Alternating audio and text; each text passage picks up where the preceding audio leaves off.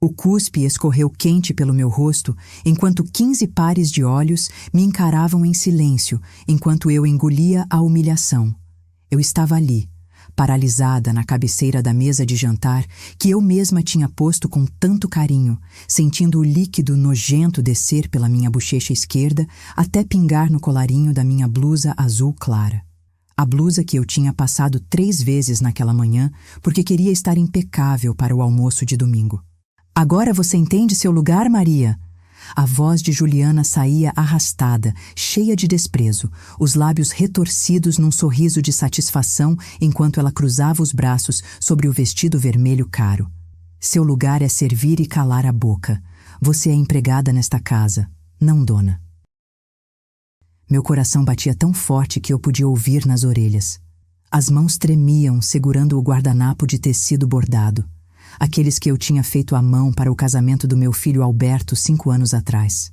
5 anos que pareciam uma eternidade de humilhações engolidas, de desrespeitos tolerados, de lágrimas enxugadas em segredo.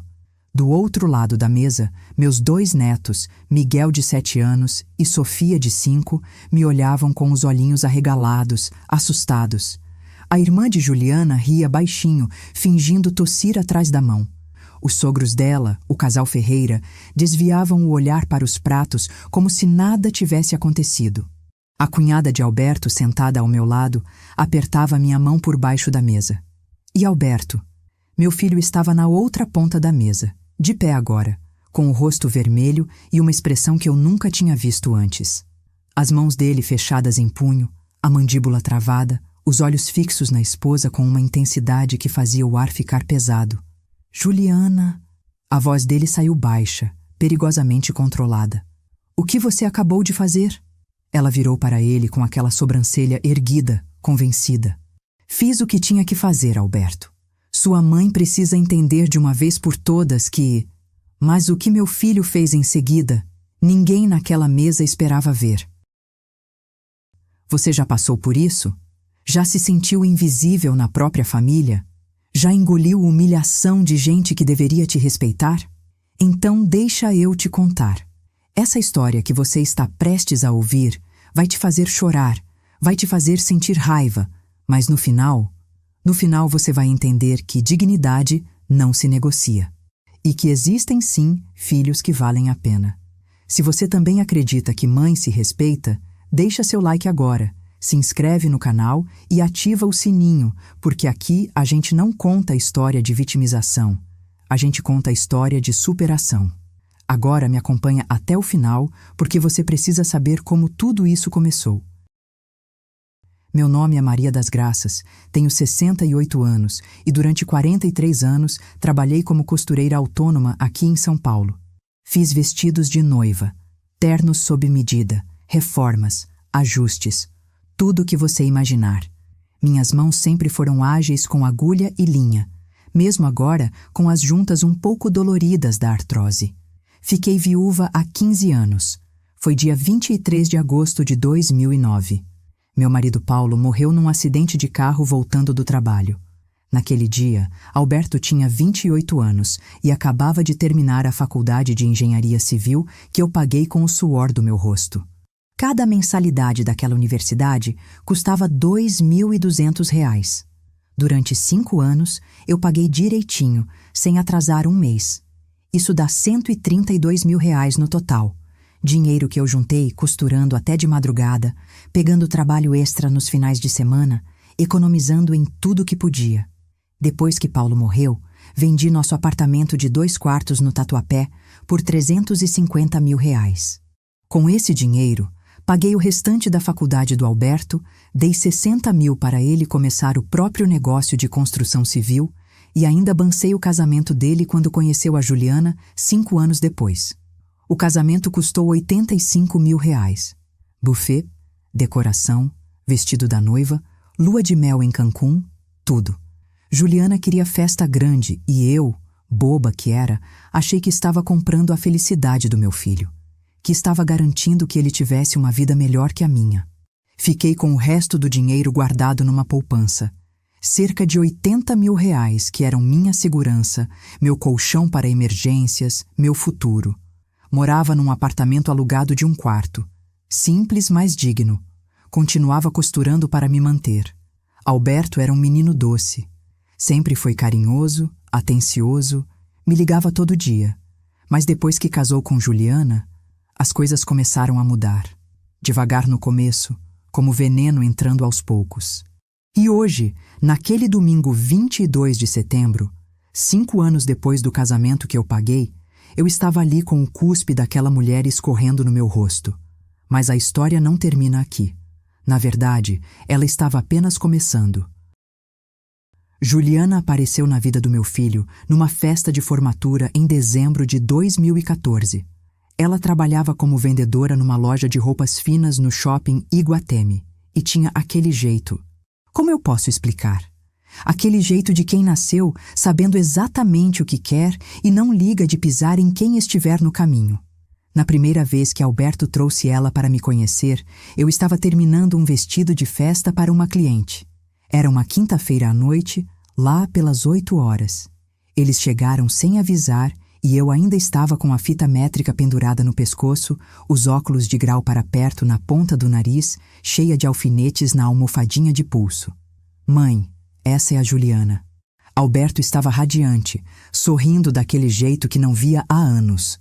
Os olhos dele brilhavam. Juliana me estendeu a mão com as unhas feitas. Esmaltação em gel francesinha impecável. Muito prazer, Dona Maria. O sorriso dela era bonito, mas não chegava nos olhos. Eu percebi na hora, mas fingi que não. Prazer, filha. Desculpa a bagunça, eu estava trabalhando.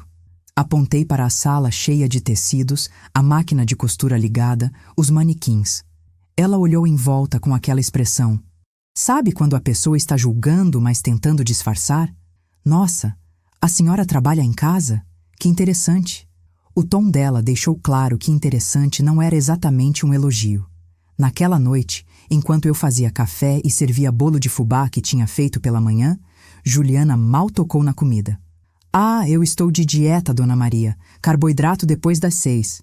E ficou mexendo no celular enquanto Alberto tentava puxar conversa. Eu deveria ter prestado mais atenção. Deveria ter visto os sinais. Mas meu filho estava feliz. E depois de ver ele tão dedicado aos estudos, tão focado em construir uma vida, eu só queria que ele tivesse alguém do lado. Mesmo que esse alguém olhasse para a minha casa de um quarto com aquela cara de quem estava cheirando algo podre. Eles começaram a namorar sério em janeiro de 2015. Juliana tinha 24 anos. 4 anos mais nova que o Alberto. Nos primeiros 6 meses, ela foi tolerável. Vinha almoçar comigo todo domingo, sempre reclamando alguma coisa. A comida tinha muito sal, o sofá era desconfortável, o bairro era perigoso, mas nada que eu não conseguisse engolir. O escritório de construção do Alberto estava crescendo bem. Ele tinha conseguido 2 contratos grandes de reforma em prédios comerciais e estava ganhando cerca de R$20 mil por mês. Bom dinheiro. Dinheiro que ele tinha conseguido com o investimento inicial que eu dei. Foi em julho daquele ano que Juliana começou a mostrar as garras de verdade. Estávamos os 3 almoçando num restaurante. Não lembro qual era. Algum italiano que ela escolheu. Alberto foi no banheiro e ela se inclinou para mim por cima da mesa, com aquele sorriso doce e falso. Dona Maria, eu queria conversar sobre uma coisa. A voz dela estava baixa, confidencial. O Alberto comentou que a senhora ainda está trabalhando, costurando. Na idade da senhora, isso não é muito cansativo?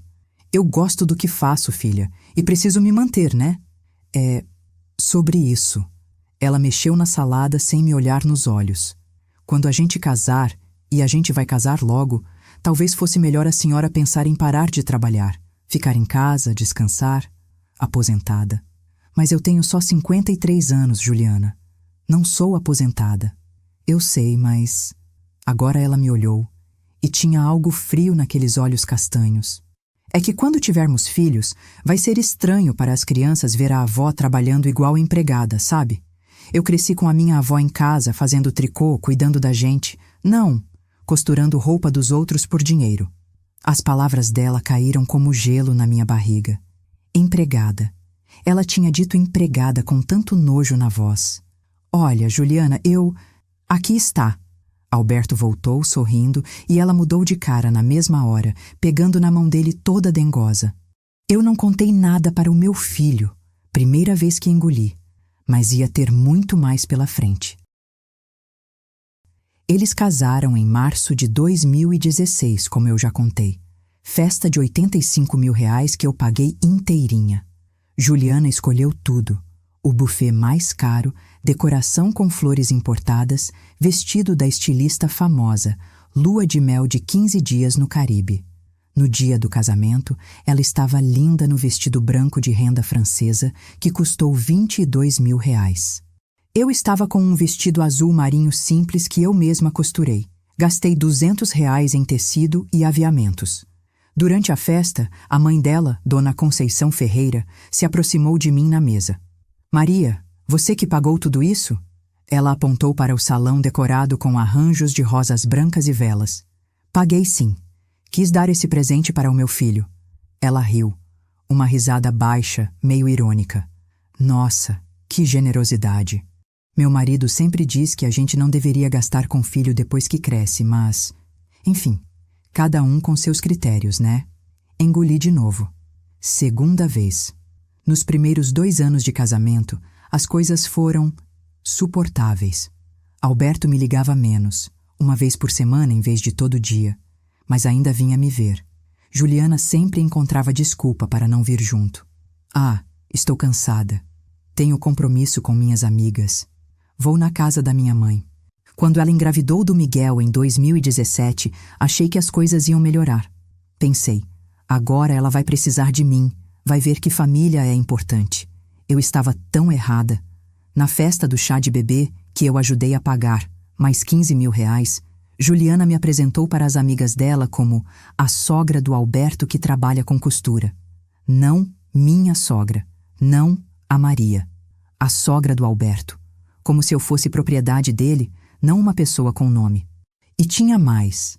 Ela sempre fazia questão de mencionar que eu ainda trabalhava, com aquele tom de pena misturado com vergonha.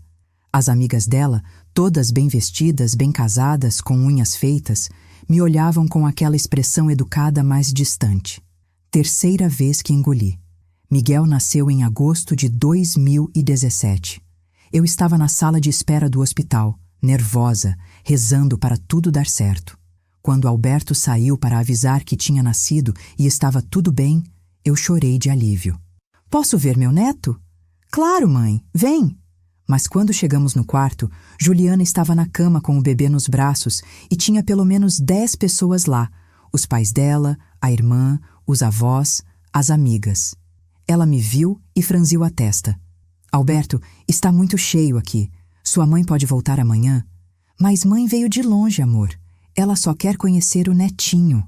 Juliana suspirou, daquele jeito dramático. Tá bom, mais rápido. Eu estou exausta. Fiquei 5 minutos.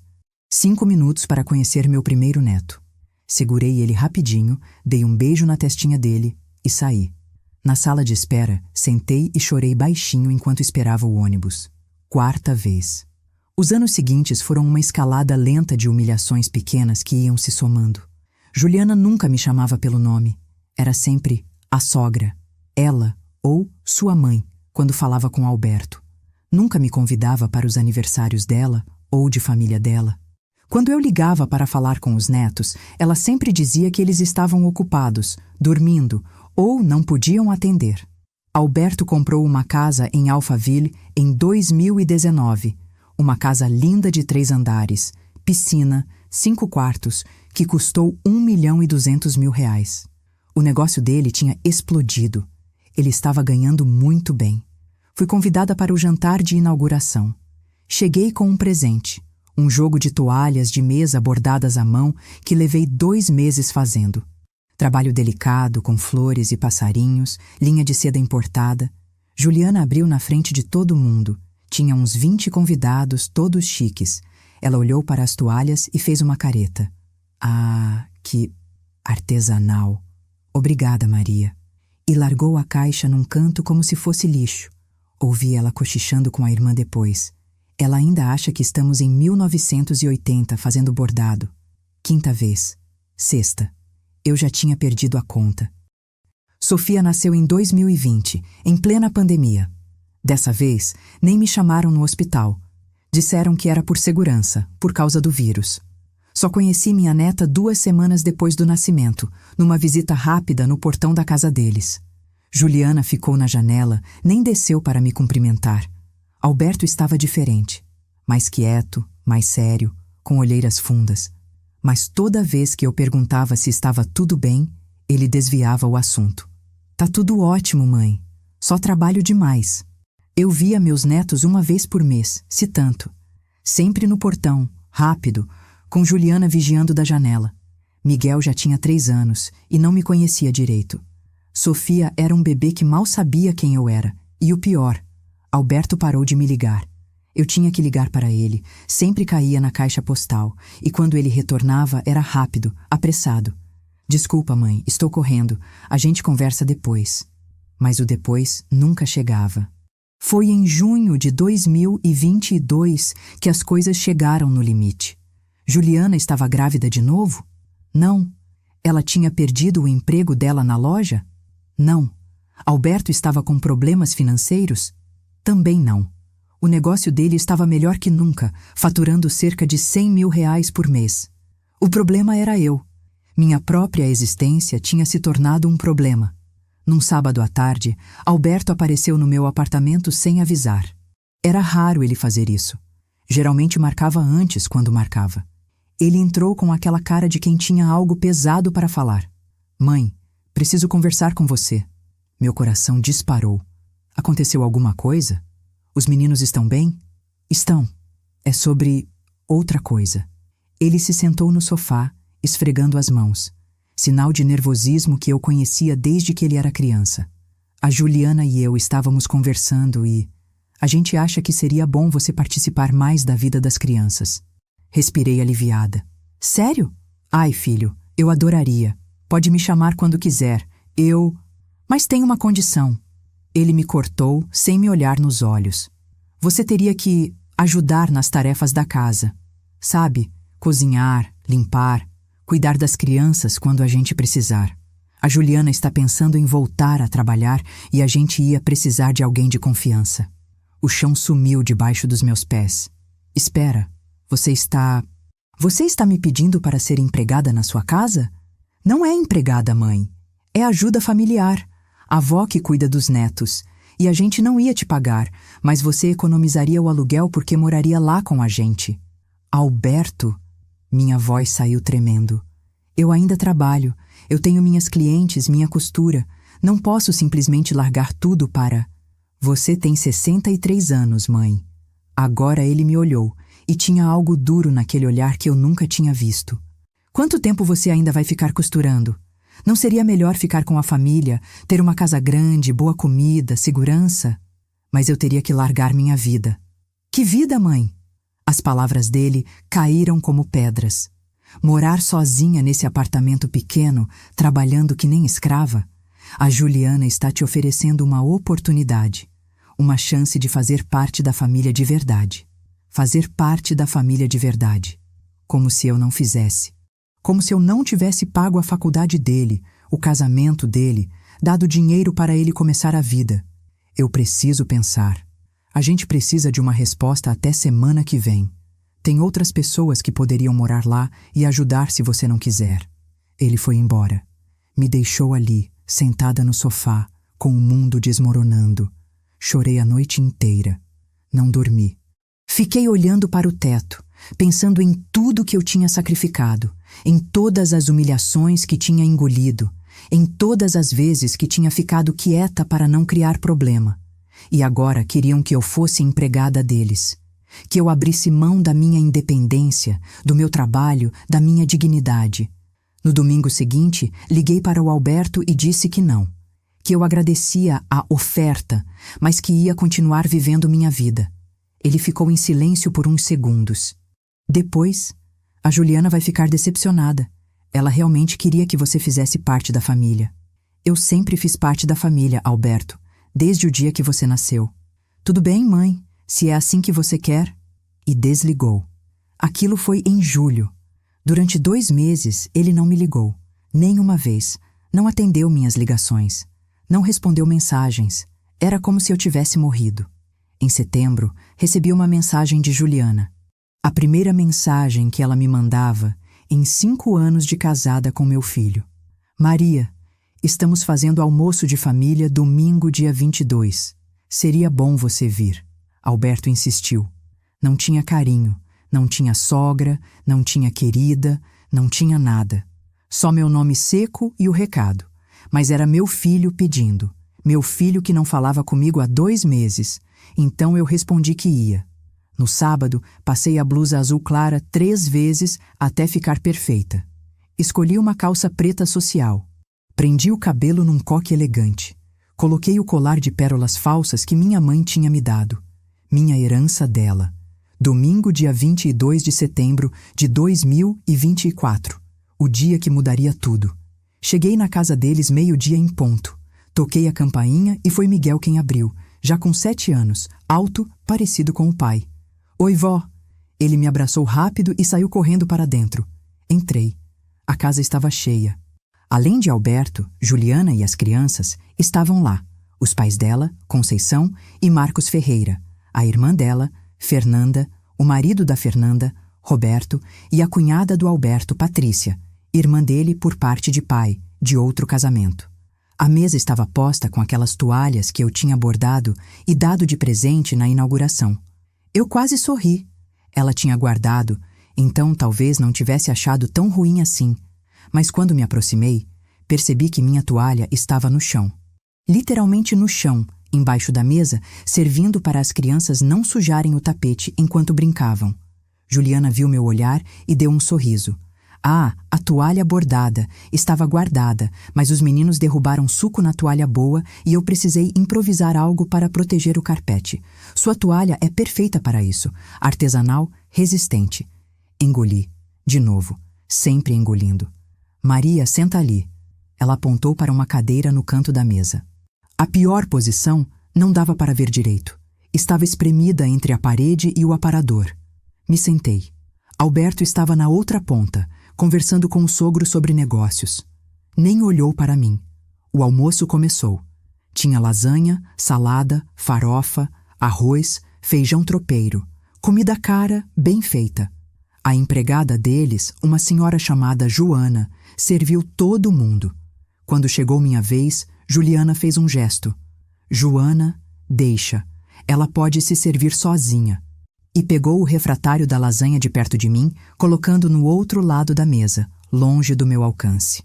Patrícia, ao meu lado, percebeu e empurrou o prato de salada para mim. Me apertou a mão por baixo da mesa. Ela sempre foi boa comigo. A conversa estava animada.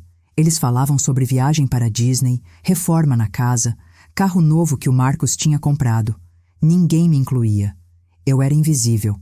Foi quando a Sofia, com 5 anos, veio até mim com uma boneca. Vó, você pode consertar o vestido da boneca? Rasgou. Antes que eu pudesse responder, Juliana levantou. Sofia, não incomoda a avó com essas coisas. Ela não é costureira aqui. Voltar para brincar. Mas a avó costura, mamãe. Você sempre diz que ela fica costurando roupa dos outros. O silêncio caiu na mesa como uma bomba. Juliana ficou vermelha. Vai brincar, Sofia. Agora. A menina saiu chorando. Meu coração se partiu. Continuamos comendo, ou tentando comer. Eu estava com um nó na garganta do tamanho de uma melancia. Foi quando Juliana se levantou para buscar a sobremesa. Um bolo de chocolate que a Joana tinha feito. Ela colocou na mesa, começou a cortar fatias para todo mundo. Maria, você quer? Ela me perguntou com aquele sorriso falso. Quero, por favor. Ela pegou um pedaço pequeno, colocou no prato. Mas na hora de me entregar, a mão dela escorregou. O prato caiu no chão, o bolo espatifou no piso de porcelanato. Ai, que desajeitada eu sou, Juliana falou alto, rindo. Tudo bem, Maria. Você não ia querer mesmo, né? Com a sua idade, tem que cuidar do açúcar no sangue. Não era acidente. Todo mundo na mesa sabia. Os olhos dela brilhavam de maldade pura. Eu me abaixei para pegar os cacos do prato. Joana veio correndo com pano, vassourinha. Deixa, Dona Maria, eu limpo. Não precisa, Joana, eu limpo. Juliana se abaixou também, mas em vez de ajudar, ela olhou para mim bem de perto e sussurrou baixinho, só para eu ouvir. Você devia estar acostumada a limpar sujeira dos outros, né? Levantei, voltei para a cadeira, as mãos tremendo, o coração martelando no peito. O almoço continuou. Eles comiam bolo, conversavam, riam. Eu estava ali, mas não estava. Invisível. Menos que nada. Foi quando Marcos Ferreira, o sogro dela, começou a falar sobre sogra dele, que tinha morrido o ano passado. Graças a Deus aquela mulher foi. Só dava trabalho. Ficava querendo palpitar em tudo, se metendo onde não era chamada. Quando morreu foi um alívio. Conceição riu. É verdade. Sogra boa é sogra longe. Ou melhor ainda, sogra morta. Eles riram. Todos riram. Até Juliana. Eu olhei para o Alberto. Meu filho. Meu único filho, esperando que ele falasse alguma coisa, que defendesse, que dissesse que aquilo não era certo. Mas ele estava olhando para o prato, em silêncio, covarde. Juliana então se levantou, veio até onde eu estava, pegou o meu copo de suco de laranja, o único copo de suco que tinha na mesa, o resto era vinho ou refrigerante. Maria, deixa eu pegar seu copo. Você nem bebeu nada. Ela pegou o copo da minha frente. E então, devagar, com todo mundo olhando, ela despejou o suco no chão. De propósito, o líquido alaranjado se espalhando no porcelanato claro. Ops, escorregou de novo. O sorriso dela era de demônio. Eu levantei da cadeira. Juliana, o que... Senta, Maria, senta aí e fica quieta. A voz dela saiu dura, cortante, mas eu não sentei. Fiquei de pé, tremendo, as lágrimas queimando nos olhos. Foi quando ela fez, o gesto que mudaria tudo. Juliana juntou saliva na boca e cuspiu na minha cara. O cuspe quente, nojento, escorreu do meu olho direito até o queixo. A mesa inteira congelou. Ninguém respirou. Agora você entende seu lugar, Maria? A voz dela saía arrastada, tranquila, como se estivesse comentando o tempo. Seu lugar é servir e calar a boca. Você é empregada nesta casa, não dona. Você é nada. Uma velha inútil que vive das sobras que meu marido te dá. Eu não conseguia me mexer. Não conseguia falar. O choque era tão grande que meu corpo tinha desligado. Foi quando ouvi a cadeira sendo arrastada violentamente. Alberto tinha levantado.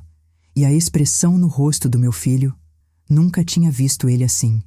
Os olhos escuros dele estavam pretos de raiva. As mãos fechadas em punho.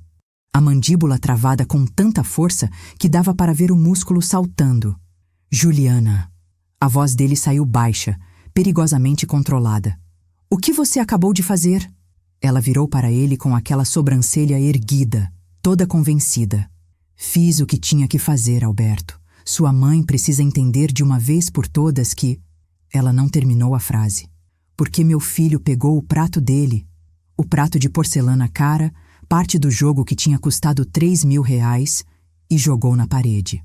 O barulho foi ensurdecedor. Cacos voaram por todo lado. Sofia começou a chorar. Miguel correu para o quarto, e Alberto olhou para Juliana com um ódio que eu nunca pensei que existisse dentro dele.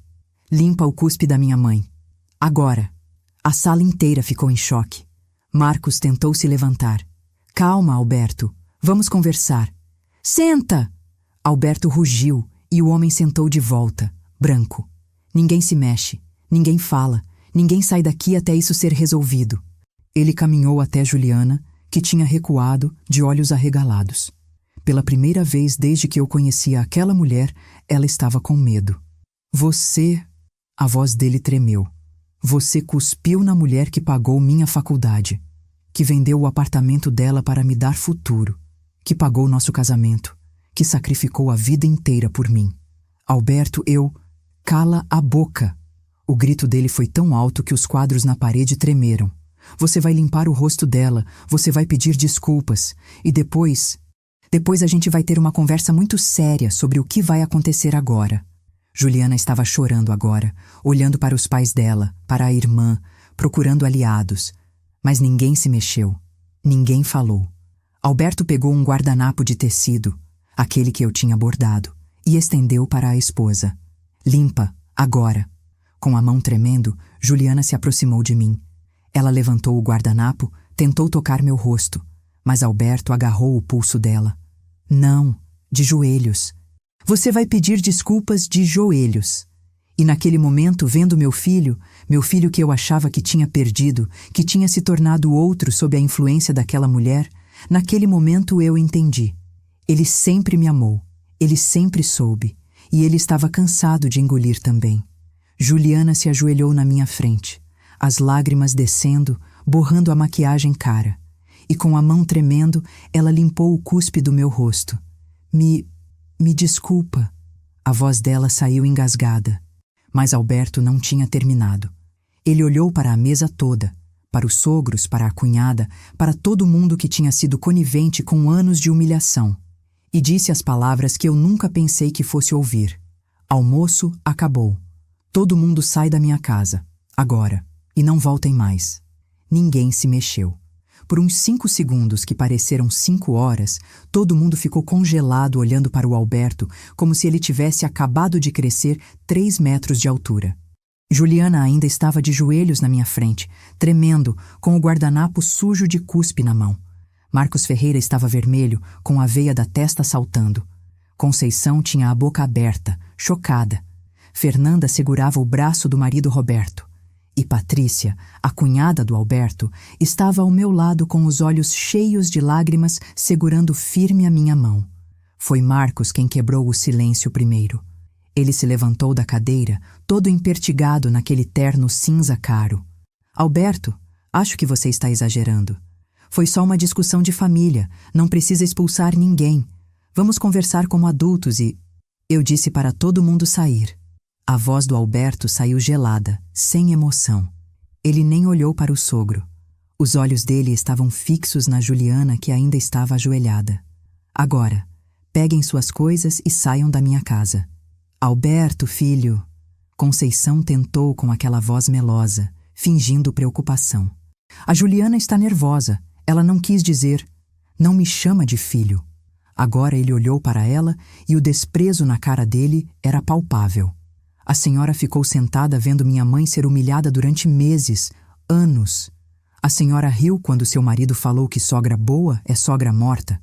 A senhora criou essa mulher que está aqui no chão e achou bonito ela tratar a avó dos próprios netos como lixo. Ele apontou para a porta. Sai, agora. Conceição ficou branca. Pegou a bolsa dela, aquela bolsa de marca que custava uns 5.000 reais, e saiu da sala pisando duro, ofendida. Marcos foi atrás dela, mas antes virou e apontou o dedo para o Alberto. Você vai se arrepender disso, menino. Sua esposa é minha filha e... Sua filha é uma abusadora, e se o senhor continuar aqui mais 10 segundos, eu chamo a polícia. Alberto pegou o celular do bolso. Quer testar? Marcos saiu batendo a porta. Fernanda e Roberto foram atrás, sem falar nada, de cabeça baixa. A casa ficou em silêncio. Só se ouvia o choro baixo da Sofia vindo do quarto das crianças lá em cima. Alberto então olhou para a Juliana, que continuava de joelhos. Levanta. Ela levantou devagar, o rímel borrado, o vestido vermelho amarrotado. Nunca tinha visto ela tão pequena, tão sem poder. Alberto, por favor, a gente precisa conversar. Eu sei que exagerei, mas... Exagerou? Ele deu uma risada seca, sem humor.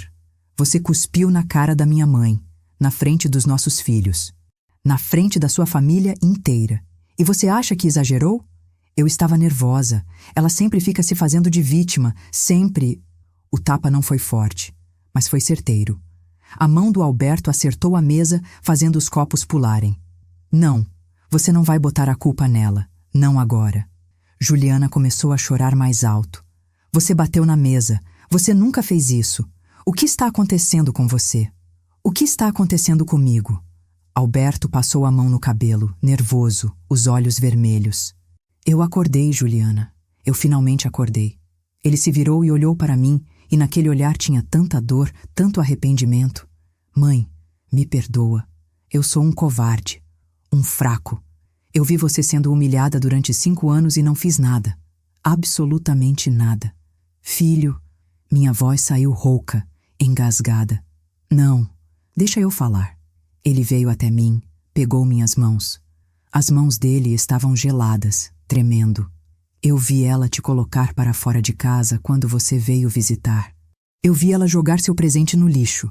Eu ouvi ela falando mal de você para as amigas no telefone. Eu sabia de tudo, mãe. E eu não fiz nada porque eu era covarde. Porque eu tinha medo de ficar sozinho, de perder minha família, de não ver meus filhos crescerem. As lágrimas desciam pelo rosto dele agora, sem parar. Mas hoje, quando vi ela cuspir em você, eu entendi. Eu entendi que não ter ela na minha vida é melhor do que ter e perder a única pessoa que sempre me amou de verdade. Que nunca me cobrou nada, que sempre esteve do meu lado.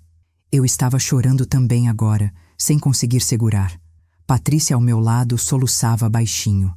Alberto, para com isso! Juliana gritou desesperada. Você está falando besteira. Pensa nos nossos filhos. Pensa na nossa família. Ele se virou para ela devagar. Nossa família? Você destruiu nossa família, Juliana. No dia que você decidiu que humilhar minha mãe era aceitável, você destruiu tudo. Mas eu sou sua esposa. Nós temos 2 filhos juntos. Você não pode me expulsar da minha própria casa. Minha casa. A voz dele ficou dura. Casa que eu comprei com dinheiro que ganhei com o negócio que comecei com os 60 mil reais que minha mãe me deu. Dinheiro que ela juntou costurando até de madrugada. Enquanto você estava gastando tudo que podia em bolsa, roupa, salão, viagem, ele cruzou os braços. Você vai pegar suas coisas e vai embora. Hoje. Você está me expulsando? A voz dela subiu uma oitava. Você não pode fazer isso. Eu vou chamar meu advogado. Eu vou pegar metade de tudo. Eu vou... Pode chamar. Alberto abriu uma gaveta do aparador e tirou uma pasta. Uma pasta grossa, cheia de papéis. Aqui está tudo o que eu preciso. Mensagens suas falando mal da minha mãe. Prints de conversas onde você zomba dela para suas amigas. Vídeos que a Joana gravou com minha permissão mostrando você humilhando minha mãe na frente das crianças. Extratos bancários mostrando que você gastou 140 mil reais em compras pessoais no último ano enquanto dizia que a gente estava sem dinheiro. Juliana ficou branca. Branca igual papel. Você pediu para a Joana me gravar? Pedi. Há 6 meses. Quando você colocou minha mãe para dormir na lavanderia porque disse que os quartos de hóspedes estavam todos ocupados, sendo que estavam vazios. Eu paguei advogado, juntei provas, preparei tudo. Eu estava só esperando o momento certo. Minha cabeça estava girando. Ele sabia. Há 6 meses ele sabia de tudo e estava planejando isso.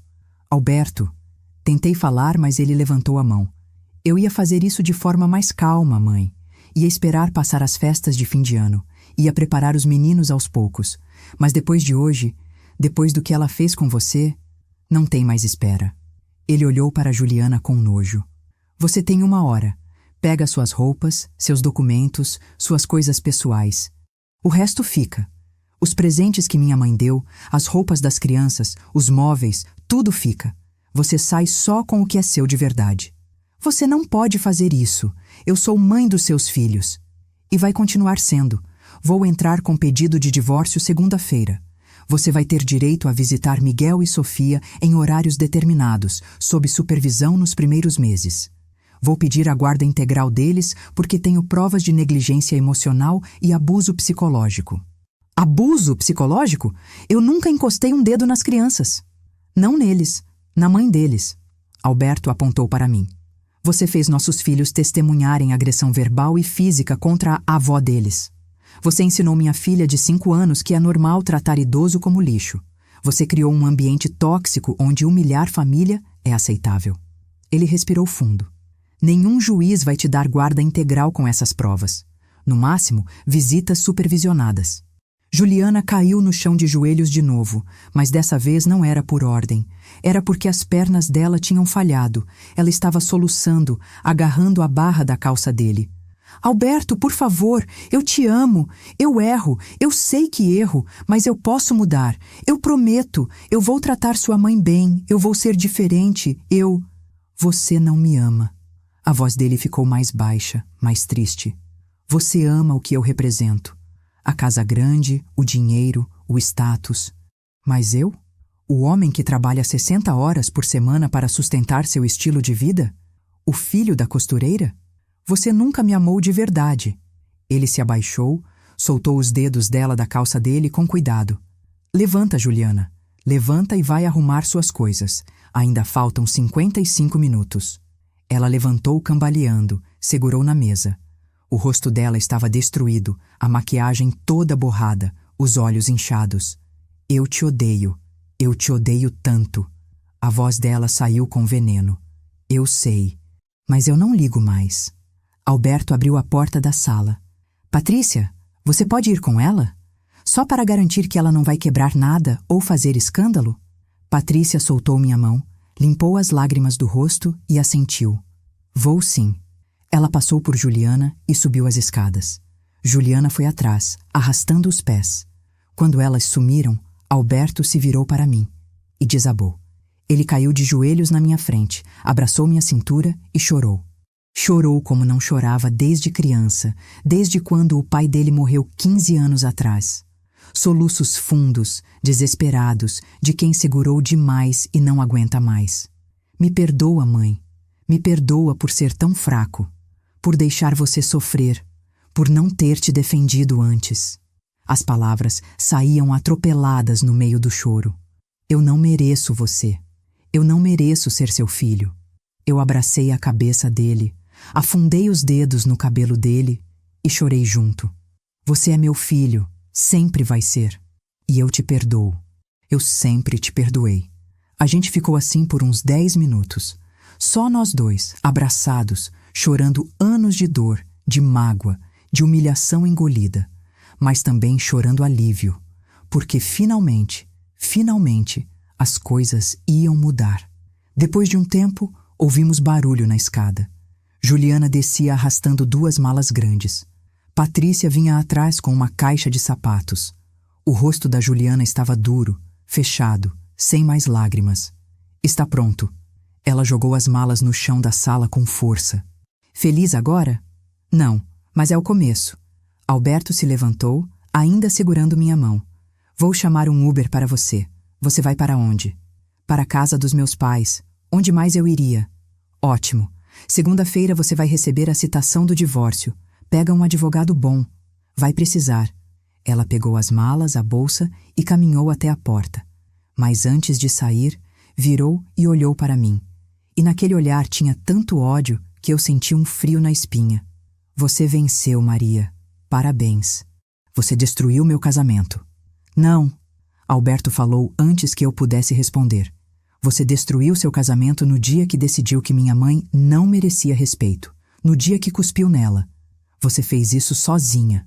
Juliana saiu batendo a porta. O Uber já estava esperando lá fora.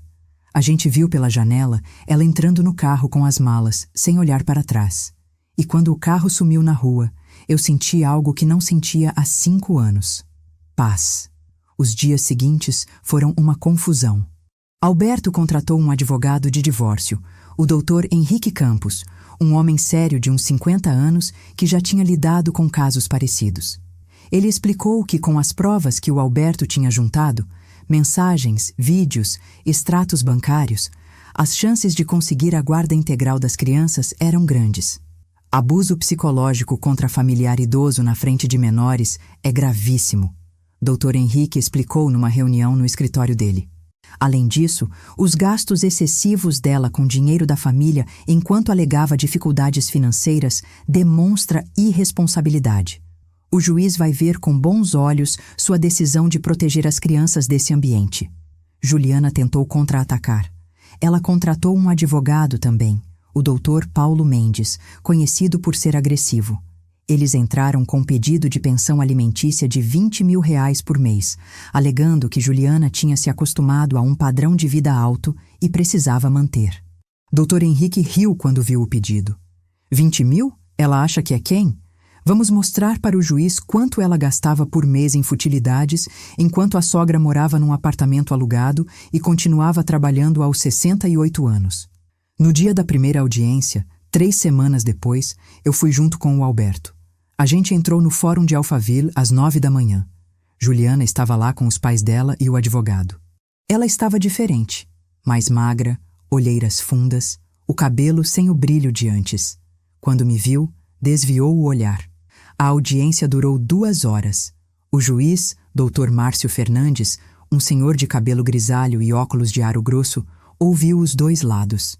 Quando o Dr. Henrique apresentou os vídeos da Joana mostrando Juliana humilhando a mim na frente das crianças, o juiz franziu a testa. Isso foi gravado com permissão do senhor Alberto? Ele perguntou. Foi, Excelência. A empregada trabalhava para ele e ele tinha o direito de monitorar o que acontecia na casa dele. O juiz assistiu. No vídeo, dava para ver Juliana mandando eu limpar o chão porque tinha derrubado água de propósito. Miguel, com 6 anos na época, perguntou por que a vovó estava de joelhos limpando. Juliana respondeu. Porque é o trabalho dela, filho. Vovó serve a gente. O juiz tirou os óculos, limpou devagar.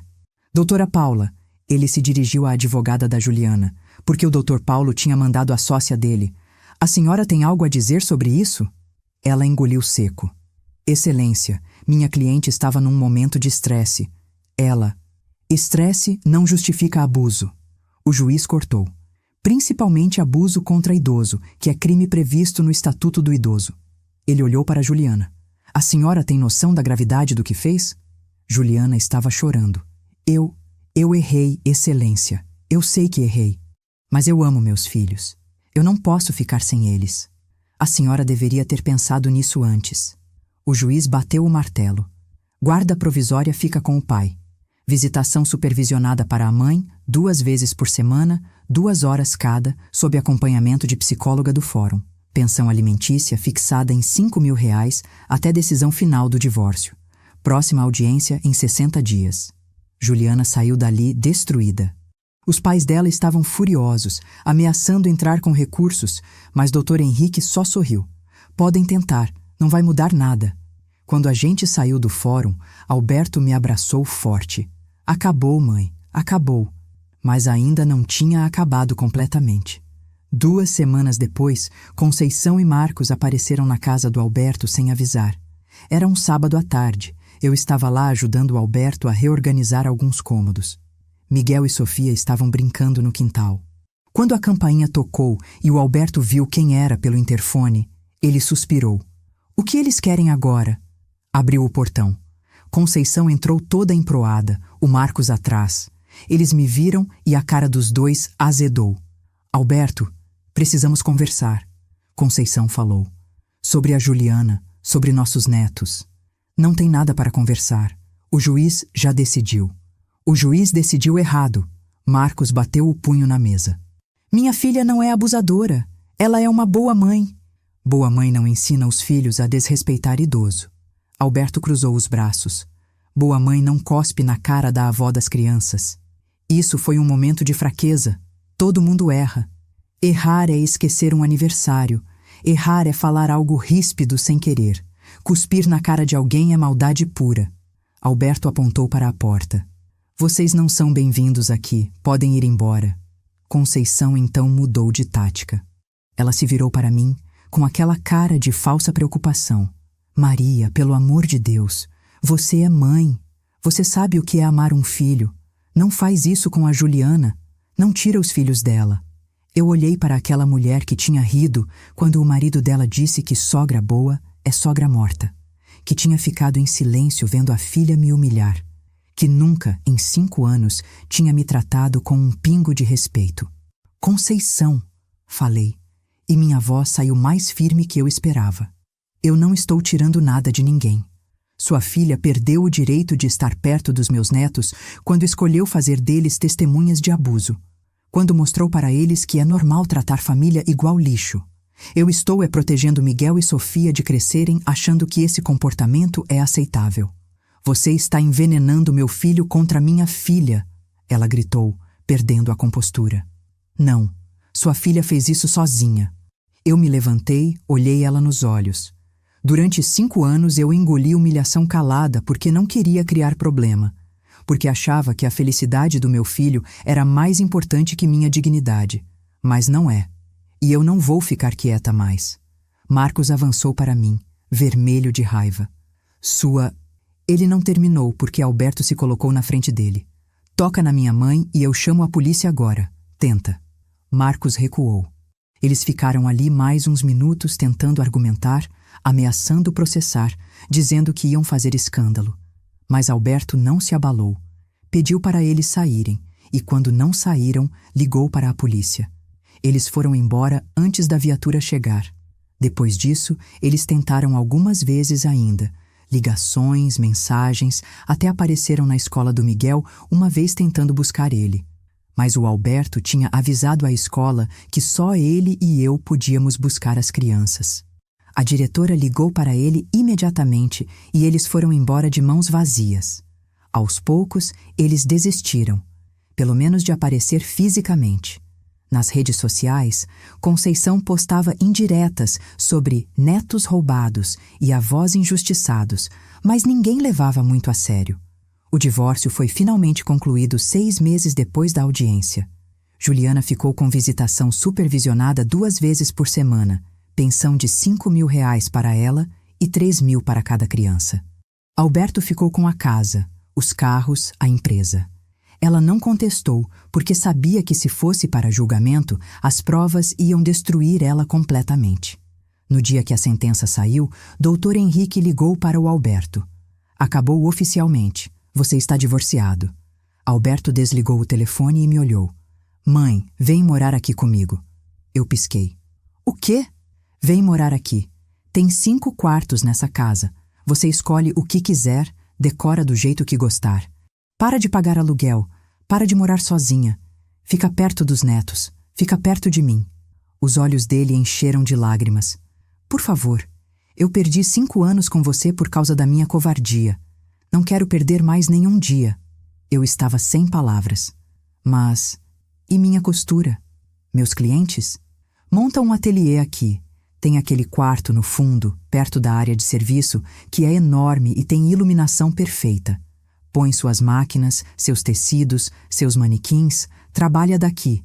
Ou não trabalha, se não quiser. Você já trabalhou demais na vida, mãe. Merece descansar. Eu mudei 2 semanas depois.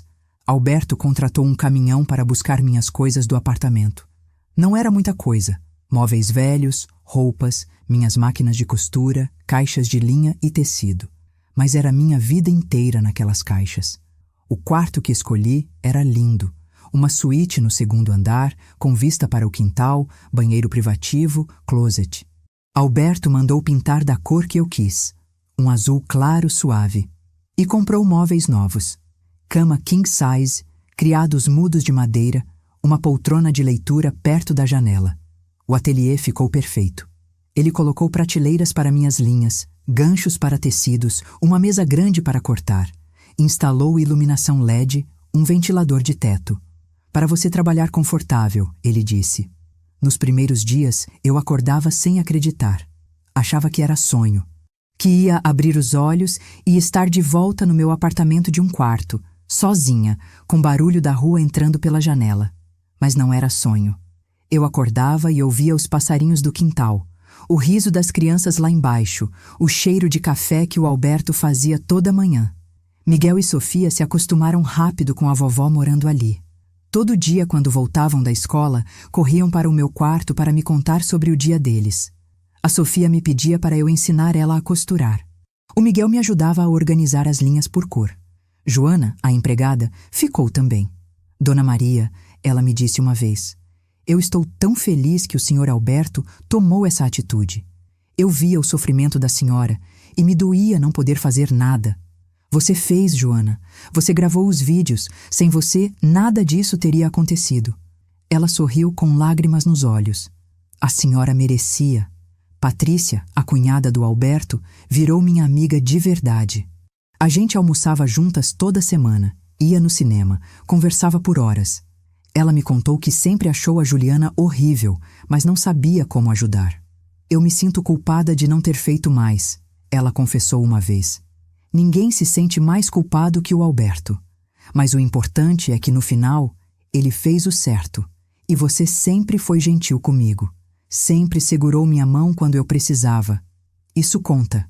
A vida foi se ajustando ao novo normal.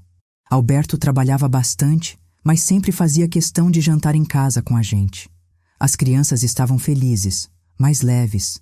Miguel me contou que não gostava quando a mãe brigava com a vovó, que ficava com medo. Agora ele dormia a noite inteira, sem pesadelos. Juliana continuava tendo as visitas supervisionadas. 2 vezes por semana, a psicóloga do fórum, doutora Renata, levava Miguel e Sofia para passar 2 horas com a mãe num espaço neutro. No começo, as crianças voltavam quietas, meio tensas, mas Juliana estava se comportando bem nas visitas. Pelo menos era o que doutora Renata relatava. Eu nunca vi ela de novo, e não fazia questão. A mágoa ainda estava lá, embora menor, mas o rancor tinha ido embora. Eu tinha me dado conta de uma coisa importante. Gente que te maltrata não merece seu ódio, merece sua indiferença. 6 meses depois de eu ter me mudado, no meu aniversário de 69 anos, Alberto fez uma festa. Não uma festa grande, só nós, Patrícia, a família dela, Joana, alguns vizinhos e amigos dele. Mas estava lindo. Balões, bolo de 3 andares, decoração cor-de-rosa que era minha cor favorita. Na hora de cantar parabéns, todo mundo em volta de mim cantando, eu olhei para o meu filho. Ele estava com os olhos cheios de lágrimas, sorrindo. Miguel e Sofia ao lado dele, felizes. Patrícia gravando tudo no celular. Joana trazendo o bolo com as velinhas acesas. E eu pensei, valeu a pena. Todo o sofrimento, toda a humilhação, toda a lágrima, valeu a pena porque me trouxe até aqui. Até esse momento de paz, de família de verdade, de amor sincero. Apaguei as velas fazendo um pedido. Que eu nunca mais esquecesse meu próprio valor. Que nunca mais deixasse ninguém me fazer sentir pequena. Porque eu não era pequena. Eu era Maria das Graças. Costureira, mãe, avó, mulher de fibra que sobreviveu, lutou e venceu. E ninguém, nunca mais, ia tirar isso de mim. Hoje, 1 ano depois daquele almoço fatídico onde recebi o cuspe, estou aqui na varanda da casa do meu filho, que agora é minha casa também, tomando um café, vendo o sol nascer. Miguel está dormindo ainda. Sofia acordou cedo e está aqui comigo, de pijama, comendo pão de queijo. Vovó, ela me pergunta com aquela vozinha doce. Você é feliz? Eu olho para ela, para aqueles olhinhos curiosos, e sorrio. Sou, meu amor. Muito feliz. Por quê? Porque eu aprendi que felicidade não é ter tudo. É ter as pessoas certas do seu lado. É acordar em paz. É ser respeitada. E eu tenho tudo isso agora. Ela pensa um pouco, mastigando o pão.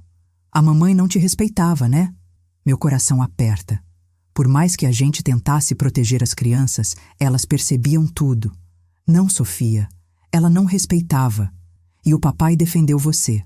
Defendeu. Seu pai é um homem bom. Ele errou, demorou, mas no final fez o certo. E isso que importa. Ela se aninha no meu colo, pequenininha, quentinha. Eu te amo, vovó. Eu também te amo, minha princesa. E ali, naquela varanda, com minha neta no colo, o sol pintando o céu de laranja e rosa, eu entendo o verdadeiro significado de recomeçar. Não é apagar o passado, é usar ele como degrau para um futuro melhor. É transformar dor em lição, humilhação em força, lágrimas em sabedoria. Eu passei 68 anos aprendendo a me curvar, a engolir, a me fazer pequena para caber no espaço que outros me davam. Mas agora, aos 69, eu finalmente aprendi a coisa mais importante de todas. Eu não preciso me encaixar em nenhum espaço. Eu crio meu próprio espaço. Eu decido quanto eu valho. E qualquer um que não enxergar esse valor não merece fazer parte da minha vida. Juliana me fez um favor no fim das contas. Ela me ensinou o que eu não quero ser. Me ensinou que dignidade não se negocia. Me ensinou que é melhor estar sozinha do que mal acompanhada. E me deu a oportunidade de ver meu filho se transformar no homem que eu sempre soube que ele poderia ser. Às vezes eu ainda penso naquele dia, no cuspe escorrendo pelo meu rosto, na humilhação queimando na garganta, no silêncio pesado da mesa. Mas agora eu penso diferente. Não com raiva, não com mágoa, com gratidão. Porque foi ali, naquele momento horrível, que tudo mudou. Foi ali que meu filho acordou. Foi ali que nossa história de verdade começou. Então, se você que está ouvindo isso agora está passando por algo parecido, se você está sendo desrespeitada, humilhada, tratada como menos do que você é, eu quero que você saiba uma coisa: não é culpa sua. Você não precisa aceitar. Você não precisa engolir. E você merece coisa melhor. Não importa a sua idade. Não importa quanto você já deu. Não importa quanto você ama. Ninguém, absolutamente ninguém, tem o direito de tirar sua dignidade. E se as pessoas que deveriam te amar não te respeitam, talvez seja a hora de repensar se elas merecem fazer parte da sua vida. Porque família de verdade não é só sangue, é respeito, é amor de verdade. É olhar nos olhos e enxergar valor.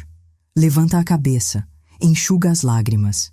E lembra, você sobreviveu coisas piores. Você é mais forte do que imagina, e sua história não termina com humilhação. Ela termina com dignidade recuperada, com amor verdadeiro, com a paz que vem de saber seu próprio valor. E se ninguém mais acredita em você, eu acredito. Porque eu passei por isso. Eu sobrevivi, eu venci, e você também vai vencer. Agora me conta, onde você está assistindo? De que cidade? De que estado? Deixa aqui nos comentários porque eu quero saber que essa mensagem chegou em você, que você não está sozinha, que tem muita gente passando pela mesma coisa e que juntas a gente se fortalece. E se essa história te tocou de alguma forma, se você conhece alguém que precisa ouvir isso, compartilha. Dá like, se inscreve no canal e ativa o sininho porque aqui a gente não glamoriza sofrimento. A gente conta histórias de superação, de gente que caiu, mas levantou, de gente que perdeu, mas encontrou algo melhor. Porque no final, não importa quantas vezes você cai, importa quantas vezes você levanta. E eu, Maria das Graças, estou aqui de pé, mais forte, mais digna, mais feliz do que nunca. E você também vai estar. Até a próxima história. E lembra, você vale muito. Nunca esqueça disso.